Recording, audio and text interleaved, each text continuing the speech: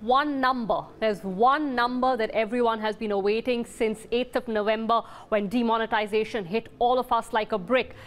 Everyone wanted to know what amount of cash that was out there came back into the system. It represented a whole host of things, but that number was never given out. The Reserve Bank of India had held on to it tightly after releasing it in the early days. It stopped releasing that data. Finally, we have a fix on it. In the RBI annual report released on Wednesday, the Reserve Bank of India said that currency returned to the system, specified banknotes as they call them, which is 500 and 1,000 rupee notes, which were withdrawn for circulation.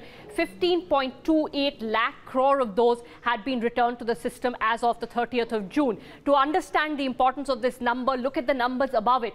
When we went into demonetization, the currency in circulation was at 17.97 lakh crore. 86% of it was invalidated because of demonetization. So 15.45 lakh crore of invalid currency was out there. What we now know is that almost all of it, 99% of it, has come back into the system.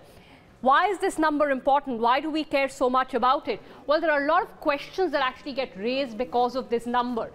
Some of those questions are, was there no black money after all? Because remember, one of the big reasons for doing demonetization, or at least one of the pitches made by the government, was that this will help extinguish black money in the economy. Well, now that all the money is back, was there no more black money after all?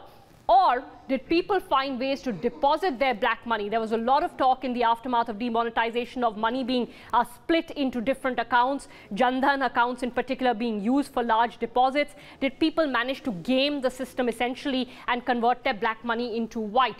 That's the question worth asking for. What about counterfeit notes? There was a large issue. In fact, the RBI governor said that one of the reasons for demonetization was to deal with the problem of counterfeit notes. But the RBI annual report actually shows that the amount of counterfeit money was very, very small. So clearly that was not the true objective.